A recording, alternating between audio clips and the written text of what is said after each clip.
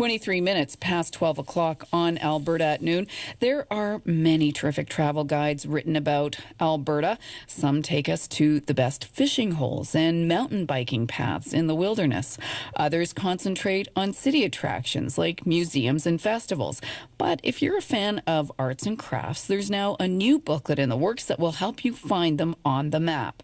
It's called Alberta Artography, the Alberta Guide to Art and Artists. Marianne Guerra is the co-author, and we've reached her in Jasper. Hello, Marianne. Hello. Where did you get this idea for an Alberta Arts and Artisans travel guide?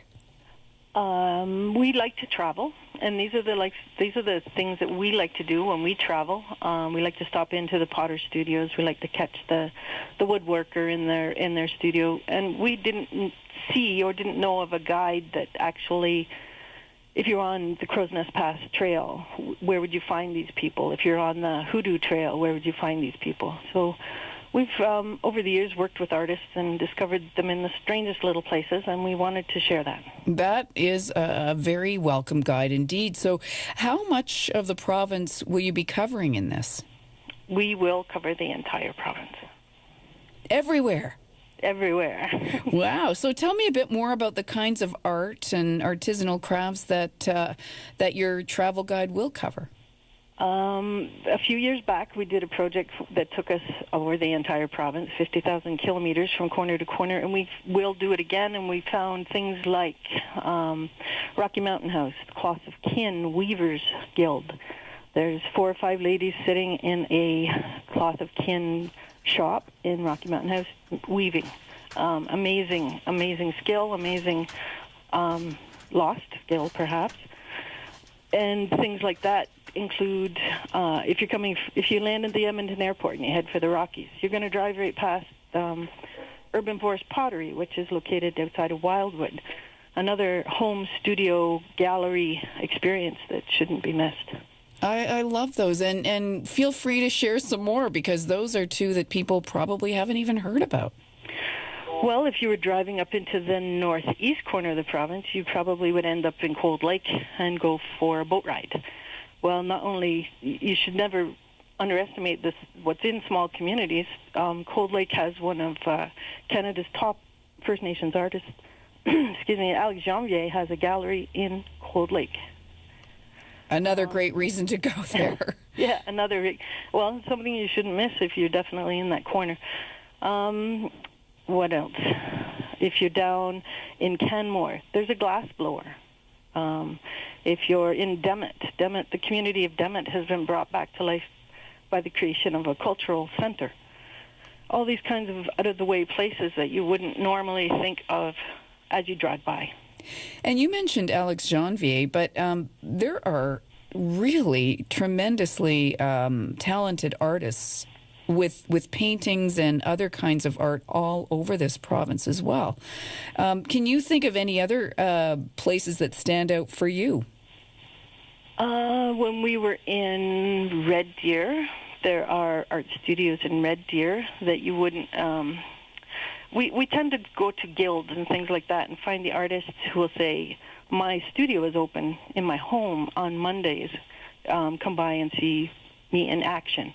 My pottery, when you meet a potter at a gallery, you may not necessarily get to see them create. We like to see those kinds of things. When we were in Canmore again, there's a pottery shed where you can go and watch them create the things that get sent out, or things that you don't...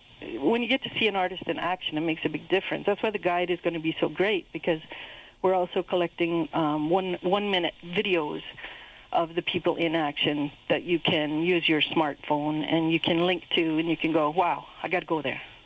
That is a great idea. Yeah. And is this geared mainly to Albertans or to anybody who comes into the province? Oh, this is a traveler's guide. As you can imagine, we live in Jasper, Alberta. We live in the heart of tourism. We've seen so many people come through with 7 guides. We're going to catch this guide. We're going to catch something out of that guide. And they're trying to make a vacation trip of catching the best of each guide. For the cultural seeker, to be able to have one guide to all these different studios and locations where they can see artists in action. It's not just for Albertans, it's for the traveler. And are you looking for ideas, Marianne? And if so, where can we send them? We're looking for your studio. We're looking for artists. We're looking for all of the art and artists of Alberta. Where can you come? You can find us at AB Artography at Twitter. You can find us at artography2015 at gmail.com. You can find us on Facebook at Alberta Artography. Yep, just give us a call and we'll come to you. We're working through a nonprofit organization, so we keep the cost of being involved in this project quite minimal. Yeah, we're traveling. I think we'd all like to have your job. I'd like to have my job. It's fantastic. And when will the guide be produced? The guide will come out in the spring of 2015, in time for the travelers that come into the province every year for May long weekend. Our partners are also important. Alberta Culture has gotten behind this project, so that's always appreciated. That's good news. Marianne, thank you so much and best wishes with this. Thank you.